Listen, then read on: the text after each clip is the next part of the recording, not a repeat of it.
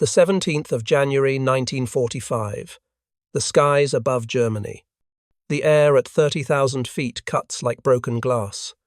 Inside the cockpit of a Messerschmitt Bf 109, Oberleutnant Werner Hoffmann pulls his oxygen mask tighter against his face, feeling the rubber seal press into frostbitten skin. Below him, the industrial heart of the Ruhr Valley spreads across the winter landscape like a dying ember, factories still smouldering from yesterday's raid, smoke columns rising into the frozen dawn. His gloved fingers grip the control stick, knuckles white beneath worn leather.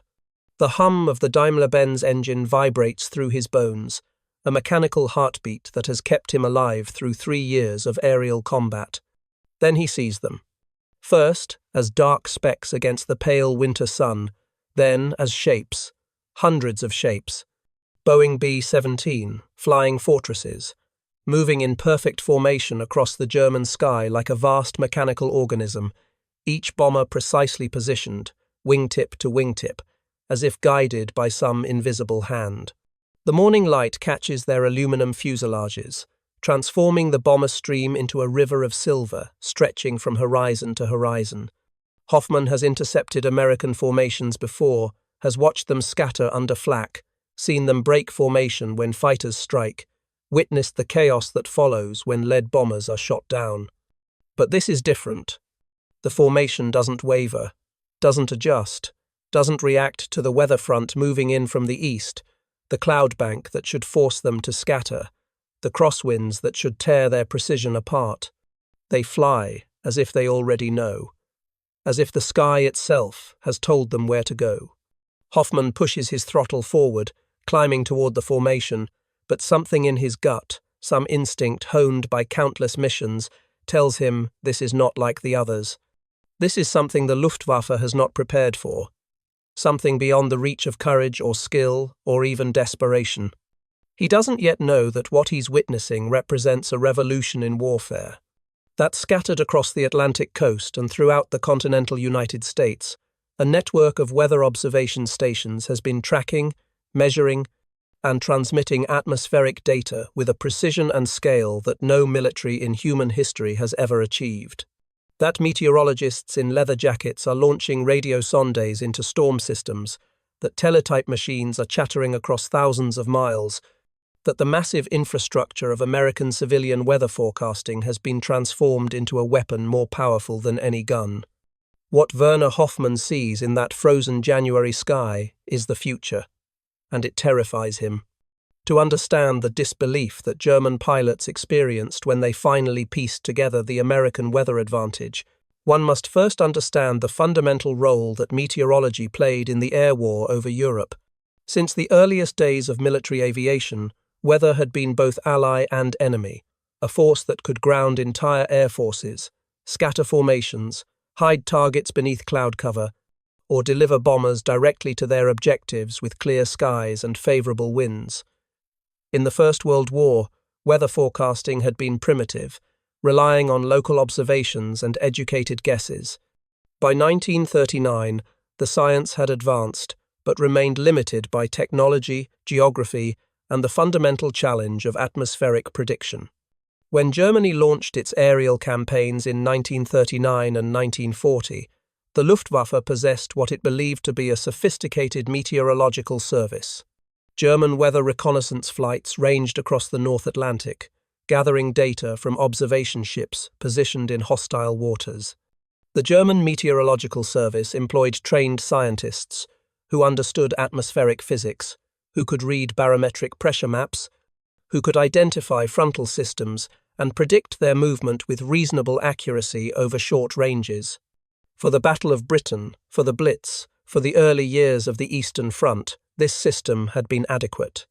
But adequate is not the same as overwhelming, and the German system, like everything else in the Wehrmacht's arsenal, had been designed for short, decisive campaigns. It had not been built for the grinding arithmetic of industrial warfare. It had not been engineered to support 1,000-bomber raids. It had not been scaled to match an enemy whose weather forecasting infrastructure was larger than Germany's entire military meteorological apparatus. When the United States entered the war in December 1941, It brought with it something that neither Germany nor Japan had anticipated: the vast civilian weather observation network of a continental nation. For decades, the United States Weather Bureau had been building a system designed to serve farmers, aviators, shipping companies, and municipal governments across a country that spanned 4 time zones and contained every conceivable climate type. By 1941, this network included over 300 observation stations equipped with standardized instruments, connected by telegraph and telephone lines that could transmit data across the continent in minutes. Weather balloons launched twice daily from dozens of locations, carrying radio sondes that measured temperature, pressure, and humidity at altitudes up to 100,000 feet. Coastal stations tracked Atlantic storm systems. Mountain stations monitored pressure gradients. University meteorology departments trained hundreds of forecasters each year. This was not a military system. It was a civilian infrastructure that happened to be militarily useful. And when the War Department realized what it possessed, when military planners understood that weather forecasting could be transformed from a tactical convenience into a strategic weapon, the entire apparatus was mobilized for war. The scale was staggering. By 1943, the United States was launching over 700 weather balloons daily, more than the rest of the world combined. Observation stations operated around the clock, transmitting data every 3 hours. The Army Air Forces established its own meteorological service, staffed by over 5,000 trained forecasters.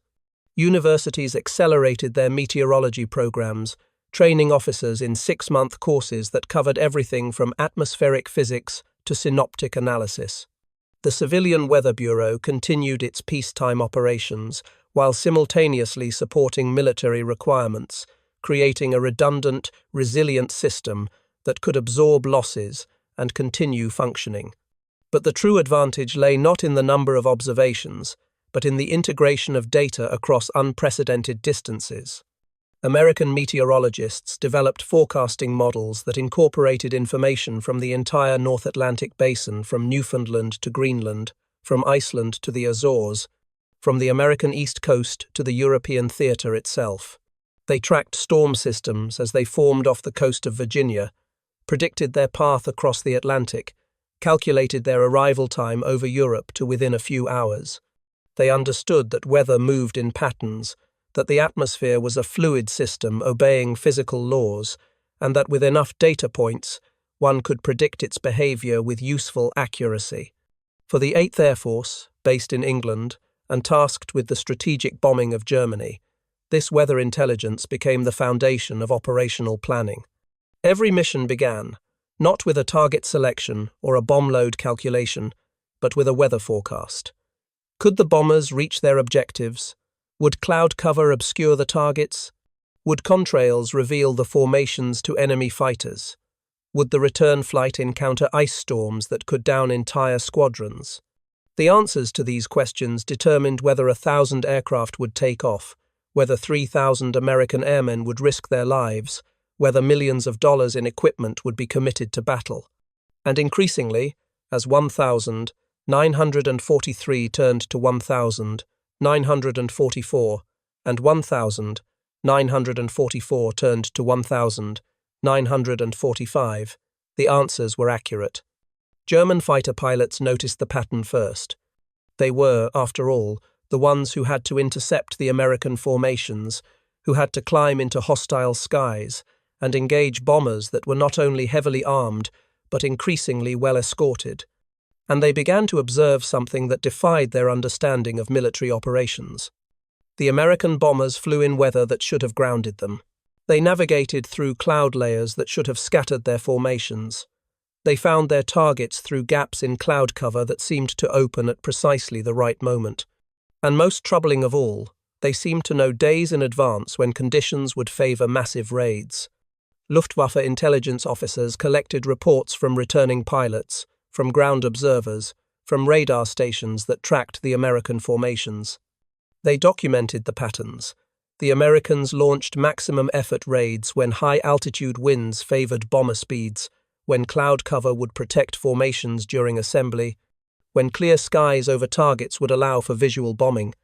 They avoided missions when German fighters would have weather advantages, when low clouds would force bombers into flak ranges, when ice formation risks were high. At first, German analysts assumed the Americans were simply cautious, willing to scrub missions rather than risk their precious bombers in marginal conditions. But as the bombing campaign intensified, as the Americans began flying missions in weather that German forecasters considered too dangerous, the explanation shifted. The Americans weren't being cautious. They were being precise. Captured American airmen, interrogated at Luftwaffe facilities, spoke of weather briefings that included forecast maps for the entire route takeoff weather, conditions over the channel, weather at the target, weather for the return flight. They described meteorologists who could predict cloud heights, wind speeds, visibility, and ice formation risks with what seemed to German interrogators like impossible accuracy. One captured navigator, shot down during a raid on Munich in December 1943, described a weather briefing that had predicted a narrow corridor of clear sky over the target at exactly the time his formation arrived, a prediction that had proven accurate to within 10 minutes. German meteorologists, when shown these accounts, were skeptical. Atmospheric conditions could be forecast with reasonable accuracy, 12 to 24 hours in advance, perhaps 48 hours for major weather systems.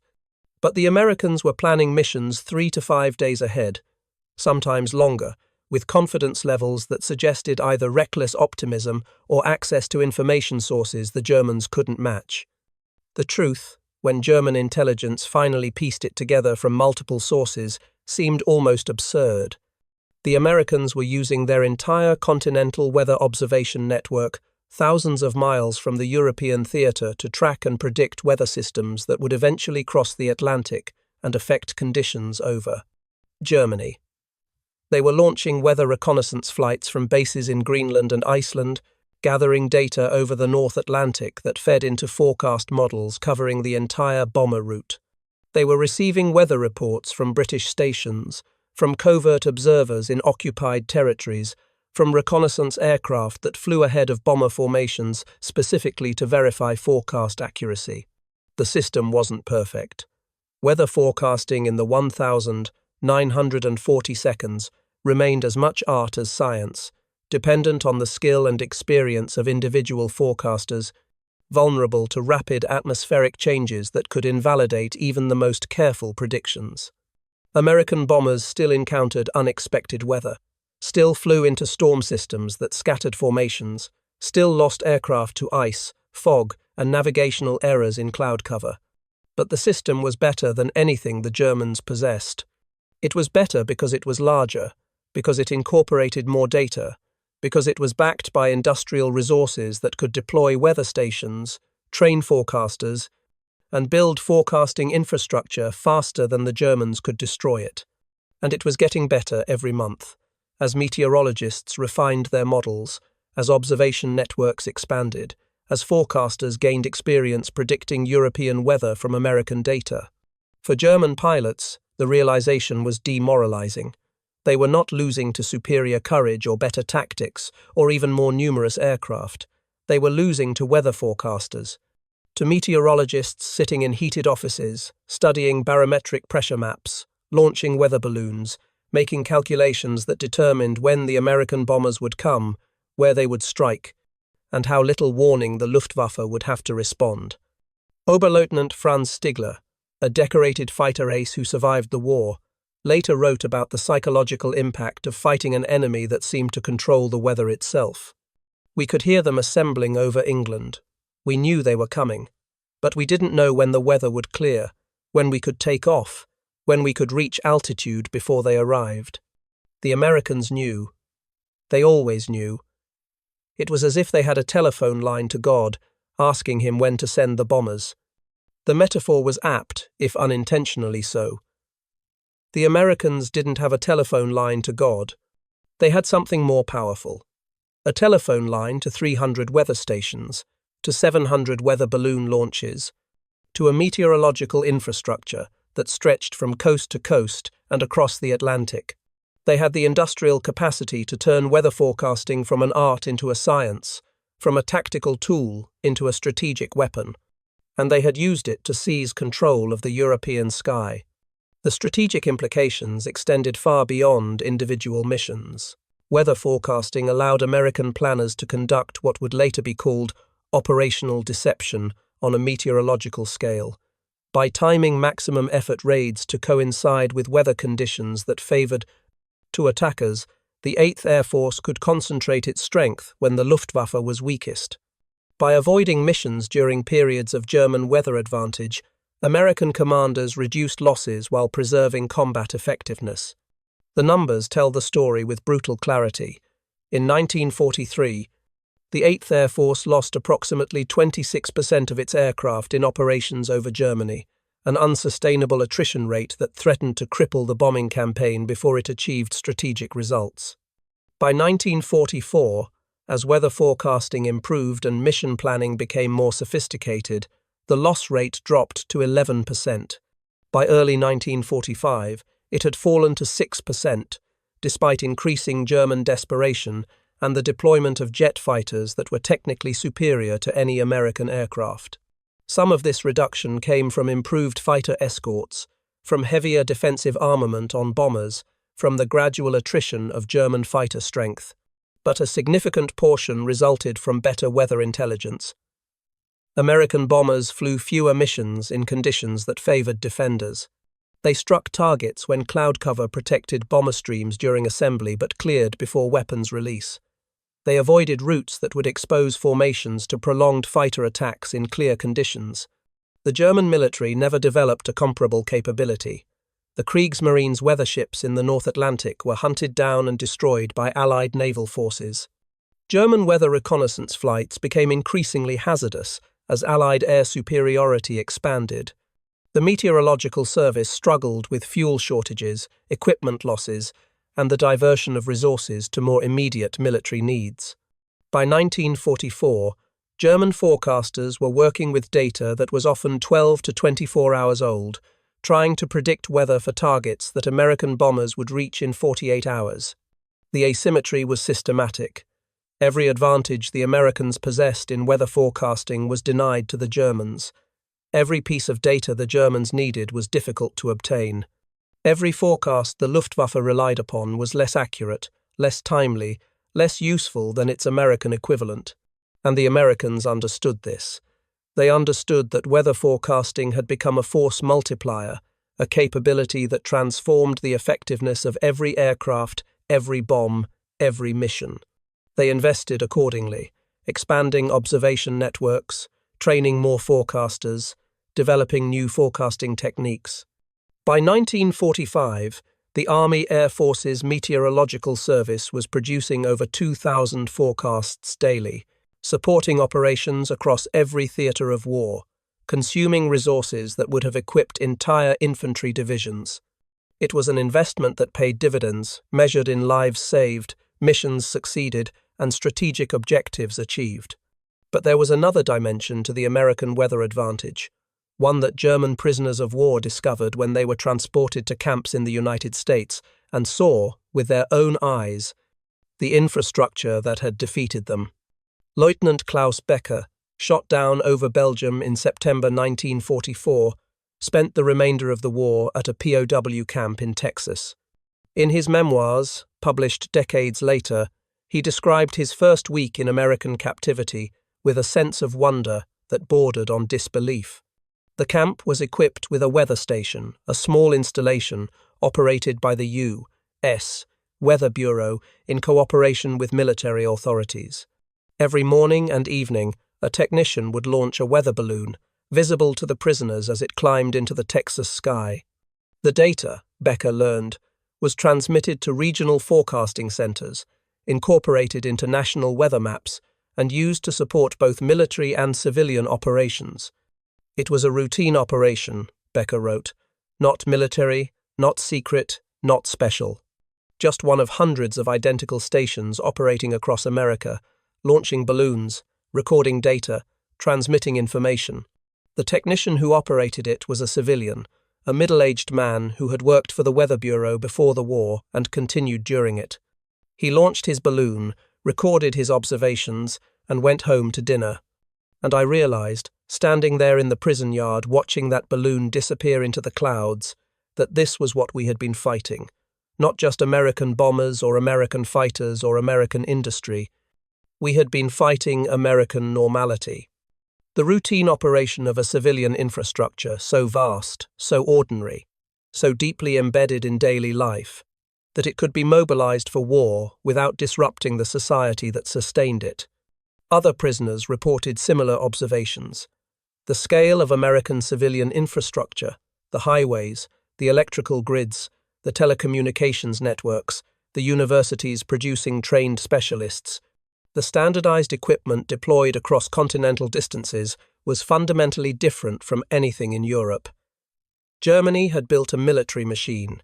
America had built a society that could become a military machine without ceasing to be a society. The weather observation network was merely one example among thousands. But it was a particularly striking example because it was so visible, so obviously non-military in its peacetime function, and yet so devastatingly effective when mobilized for war. The weather stations that guided bombers to their targets over Germany were the same stations that helped farmers decide when to plant crops, that warned coastal communities about approaching hurricanes, that provided data for aviation safety and marine navigation. The Americans hadn't built a military weather service. They had built a national weather service that happened to be useful for military purposes, and the difference was profound. German pilots and soldiers, trained in a society where military and civilian functions were sharply distinguished, where resources were allocated by state priorities, where specialization meant separation, struggled to comprehend a system where civilian infrastructure and military capability were so deeply integrated. They understood centralized planning, understood state mobilization, understood the concentration of resources towards strategic objectives. What they couldn't understand was redundancy without waste, civilian operation of military critical infrastructure, the casual deployment of resources on a scale that seemed to exceed immediate necessity. A weather station in Texas, launching balloons to support bombing missions over Germany, a university in Massachusetts, training meteorologists who would forecast weather for Pacific theater operations, a telegraph operator in Montana, transmitting observations that would be incorporated into forecasts used by bomber crews over Berlin.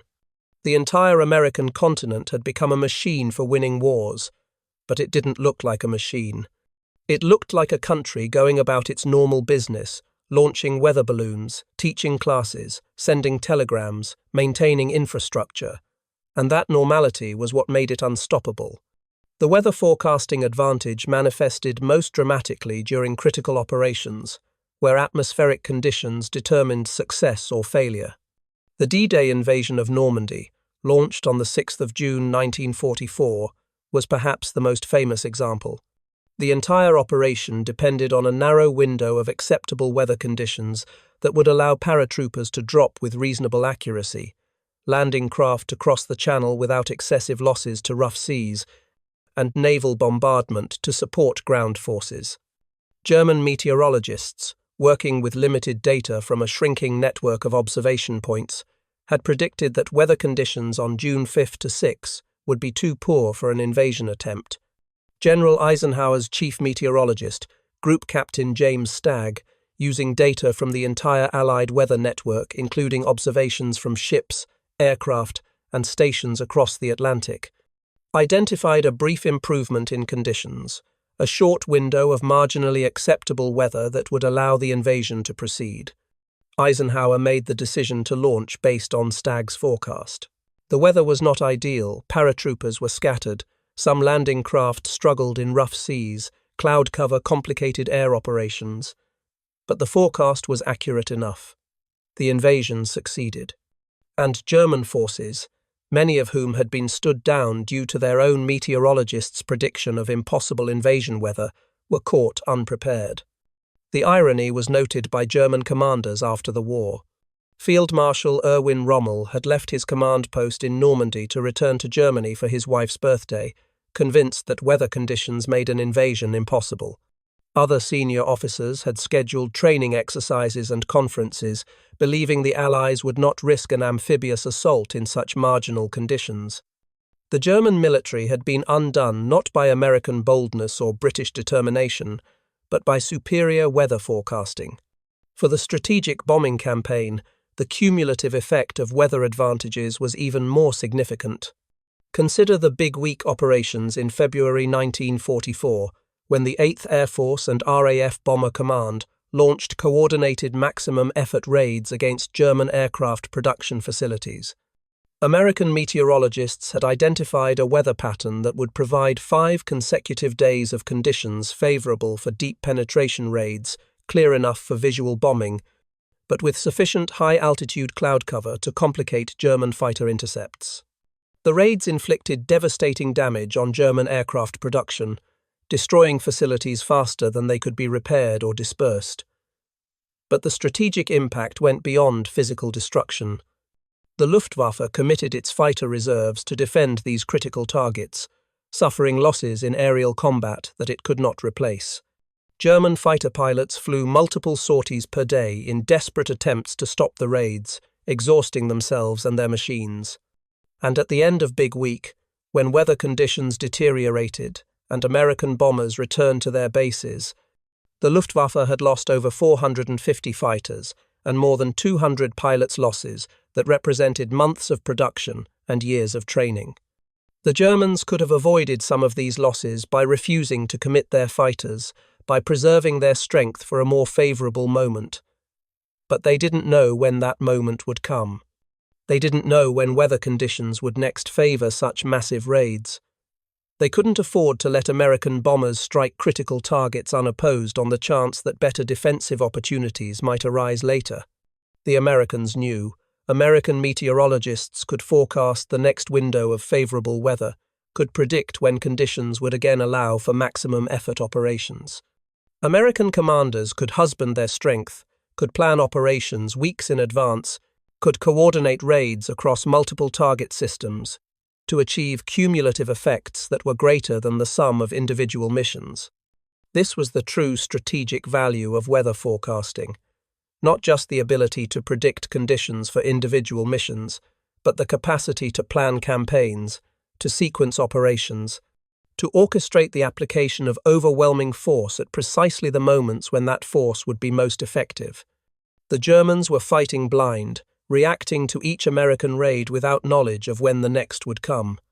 The Americans were fighting with eyes open, able to see days and sometimes weeks into the future, planning their operations with the confidence that comes from reliable information.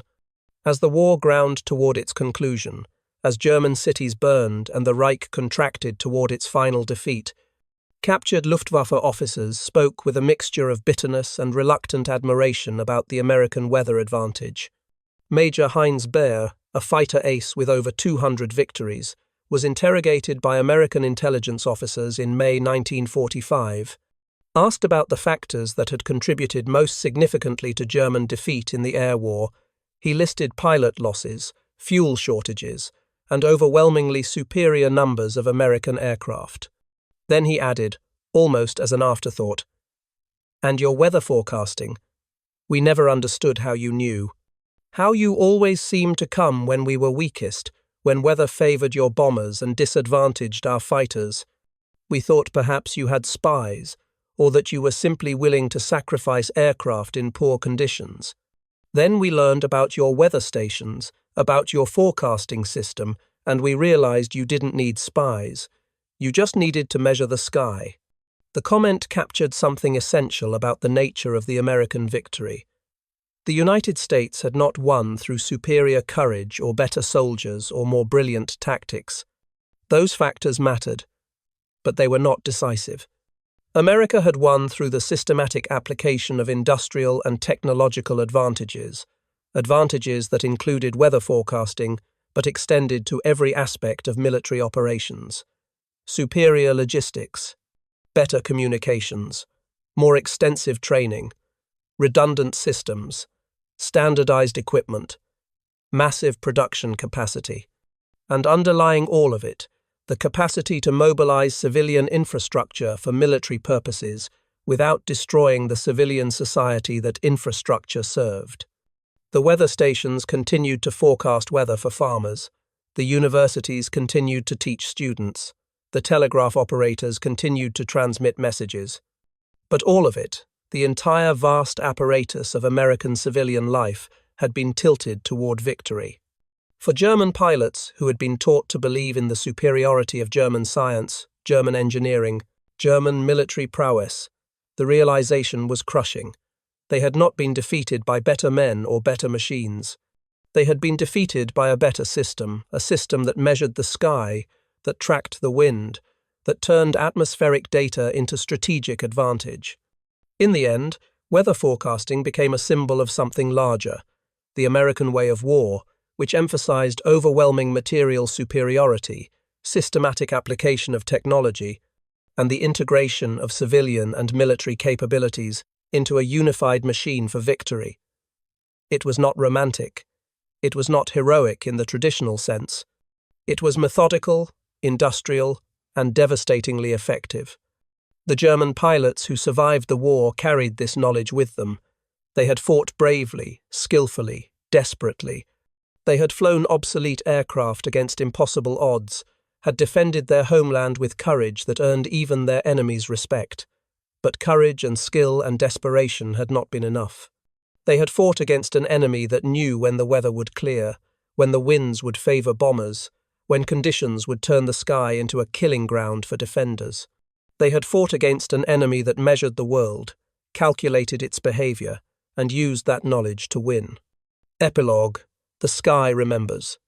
There is a photograph, taken in the spring of 1945, that captures something of what the weather war meant.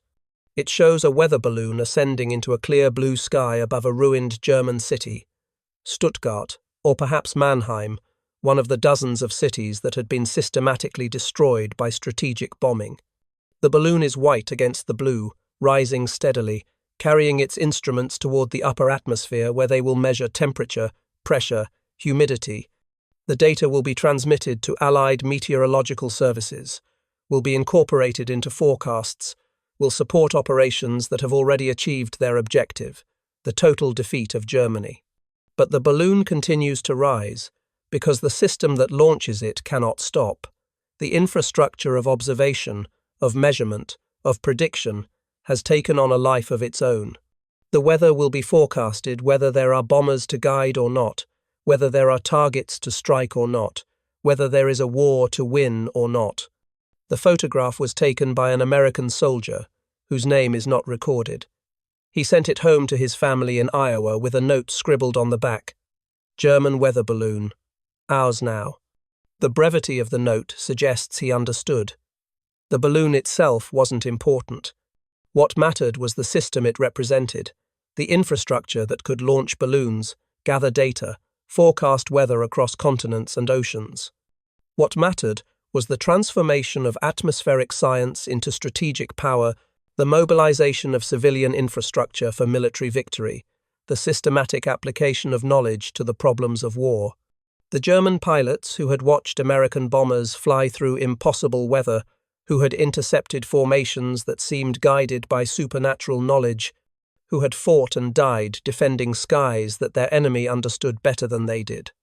Those pilots had been defeated, not by bombs or bullets, but by measurement, by weather stations transmitting data, by meteorologists studying pressure maps, by forecasters calculating wind speeds and predicting cloud cover days before missions launched.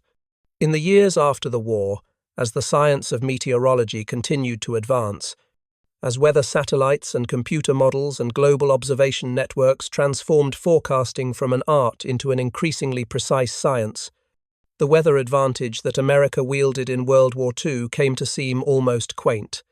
Modern militaries took for granted the kind of meteorological support that German pilots had found incomprehensible real-time satellite imagery, numerical weather prediction models, forecasts accurate to specific hours and locations. But the fundamental principle remained unchanged. Knowledge is power, and systematic observation is the foundation of knowledge.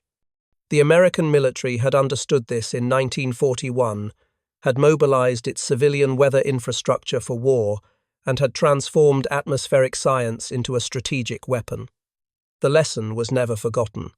The sky above Europe is peaceful now, crowded with civilian aircraft following routes optimized by weather forecasts descended from those wartime systems. The weather stations still operate, launching balloons, recording data, transmitting observations. The science has advanced, the technology has improved, the accuracy has increased. But the essential work remains the same: measuring the sky, predicting its behavior, turning data into understanding. Somewhere in the archives of the German Military History Museum in Dresden, there is a document, a Luftwaffe intelligence report from February 1945, compiled by officers who knew the war was lost but continued their work anyway. It analyzes American weather forecasting capabilities, documents the observation network, describes the forecasting methodology. And in the final paragraph, written by an analyst whose name has been lost to history, there is a sentence that captures the bitter wisdom of defeat. The Americans did not simply outproduce us or outfight us. They outmeasured us. They turned the sky itself into an intelligence source, and we never understood until it was too late that in modern warfare, knowledge of the weather is worth more than courage in the cockpit. The report was never acted upon. By February 1945, Germany lacked the resources to build a comparable weather network, lacked the territory to deploy observation stations, lacked the time to train meteorologists who might have made a difference. The war was over in all but name, decided not by any single battle or campaign, but by the cumulative weight of American material and technological superiority. But the report endures, a testament to the moment when German officers finally understood what they had been fighting against. Not just bombers, not just fighters, not just the industrial might of America, but something more fundamental, a society that could mobilize knowledge, that could turn civilian science into military power, that could measure the world and use that measurement to reshape it. The weather balloons continue to rise. The forecasts continue to improve. The sky, indifferent to human conflict, follows its patterns of high pressure and low, of warm fronts and cold, of winds that circle the globe and storms that build and dissipate, according to laws that human beings have learned to predict, if not to control. And in that prediction, in that systematic observation and careful analysis, lies a truth that German pilots learned too late: the side that better understands the sky will control it. The nation that measures the world most carefully will inherit the power to change it. And in the arithmetic of modern war, knowledge is not merely power, it is victory itself, purchased not with blood and courage alone, but with weather stations, observation balloons, and the patient work of scientists who never fired a shot but helped win a war by learning to read the wind. The sky remembers nothing. But we remember what was written there, in formations of bombers that flew through weather forecasted thousands of miles away, in contrails that marked the path of aircraft guided by knowledge that seemed, to their enemies, like magic. It was not magic. It was measurement. And measurement, in the end, proved more powerful than anything the German Luftwaffe could oppose it with.